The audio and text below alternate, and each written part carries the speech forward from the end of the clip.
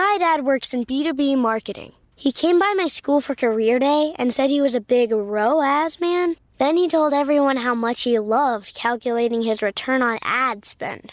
My friends still laugh at me to this day. Not everyone gets B2B, but with LinkedIn, you'll be able to reach people who do. Get a $100 credit on your next ad campaign. Go to linkedin.com/results to claim your credit. That's linkedin.com/results. Terms and conditions apply. LinkedIn, the place to be, to be. How do you feel great on vacation? Like really good? Easy. You go to Aruba. You'll spend your time relaxing on cool white sand beaches and floating in healing blue water. You'll immerse yourself in natural wonder and find your center on an island where things move at your speed. You won't just feel great, you'll feel relaxed, renewed, and ready for life. That's the Aruba effect. Plan your trip at Aruba.com. This is Optimal Health Daily. 4 Ways to Stop Eating 1,000,000 Calories Every Night, Part 2, by Jill Coleman of JillFit.com. And I'm Dr. Neil Malik. Hey there, and welcome back to Optimal Health Daily, where I read to you from some of the most popular health and fitness blogs online. Now, for a lot more blogs being narrated for you, check out Optimal Living Daily. You could search and find that podcast wherever you're listening to this. Now, today's post is part 2 of a longer post, so if you missed part 1, then I'd recommend going back and listening to that episode first. But if you're all caught up, let's get right to part 2 and continue optimizing your life. 4 Ways to Stop Eating 1,000,000 Calories Every Night, Part 2, by Jill Coleman of JillFit.com. 3. Find workarounds. Sometimes you just have to rewire your nighttime behaviors. I recommend checking out the book, The Power of Habit by Charles Duhigg. The idea is that when you spend time building healthy habits, when your willpower gets drained, you default to those effective habits instead of poor ones. Whatever you practice is what you get good at, and day 1 of practice is always the hardest, but the more you do it, the more automatic it becomes. So workarounds will be things that take you away from that typical couch, TV, food scenario. They are physical, nutritional, or lifestyle-based tools. This is a modified version of what Coach Mike T. Nelson used as a guide for fasting. Physical workarounds. Go work out after dinner. Take a walk. Do some light stretching or foam rolling. Go to a yoga class. Go dancing, and so on. Nutritional workarounds. Keep your mouth occupied. You could drink some water, for example. Lifestyle workarounds. Read, meditate, blog, pay the bills, call a friend, take a long hot bath, and so on. Start by picking 1 or 2 things you could see yourself doing instead of your usual scenario and practice them until they become second nature.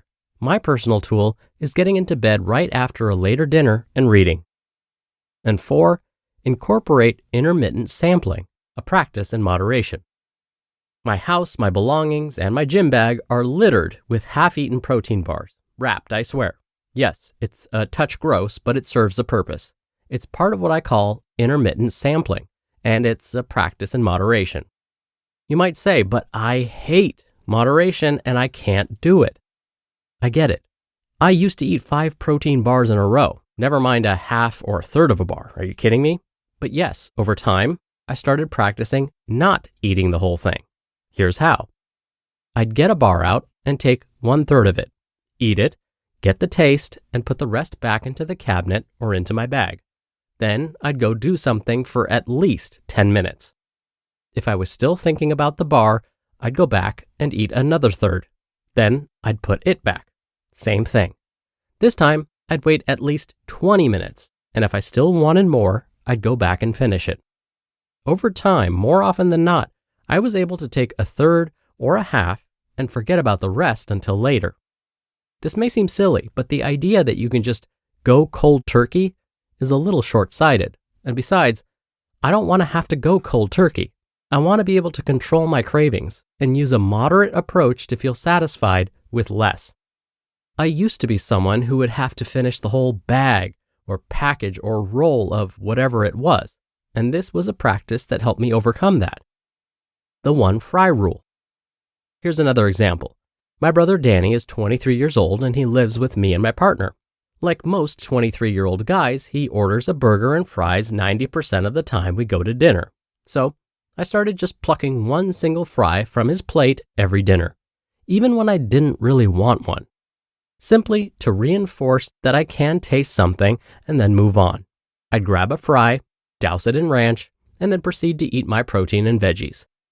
This became a practice that has carried over into all meals and all my interactions with food. So, is there something you can practice moderation with? Remember, we are not trying to be perfect. We are trying to not eat 1,000,000 calories at night, so even a little better is still an improvement. What food would you like to continue to be able to eat but need to practice your moderate approach around? Fellow wellness blogger Negahar Fanuni pours baby glasses of wine, and that's what works for her. This stuff may have been neurotic or weird or overly obsessive, but it's actually the opposite.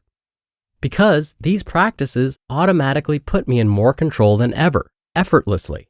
It's simply just the way I eat now. No stress, no binging, no obsessive thinking about food, just self-trust, meal to meal, situation to situation. Over time, it's completely liberating. I hope these 4 things help. My advice is to start with just one option and see how you do, instead of trying to implement them all at once. Start with the easiest one first, the one you can see yourself doing right away, and then practice. And be gentle with yourself, and just do your best. Many of us have many 1,000,000 calorie nights to overturn in terms of habit formation. So relax into the process and don't expect perfection. And I promise it'll get more manageable with time. You just listened to part 2 of the post titled 4 Ways to Stop Eating 1,000,000 Calories Every Night by Jill Coleman of JillFit.com, and I'll be right back with my commentary. Dr. Neal here for my commentary.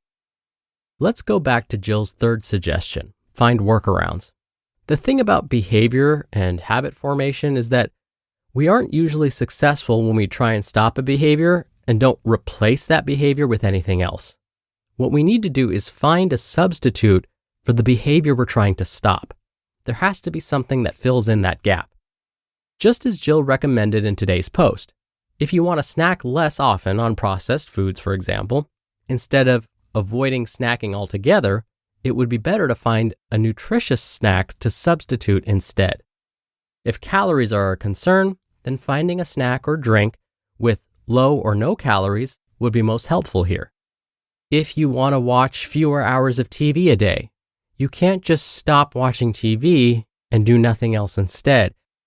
What you have to do instead is find something else to do instead of watching TV that's just as interesting to you. All right, I think you get the idea. So that'll do it for today. Thank you for coming back to listen every day and sharing this show with someone. I hope you have a great start to your week, and I'll see you back here tomorrow where your optimal life awaits.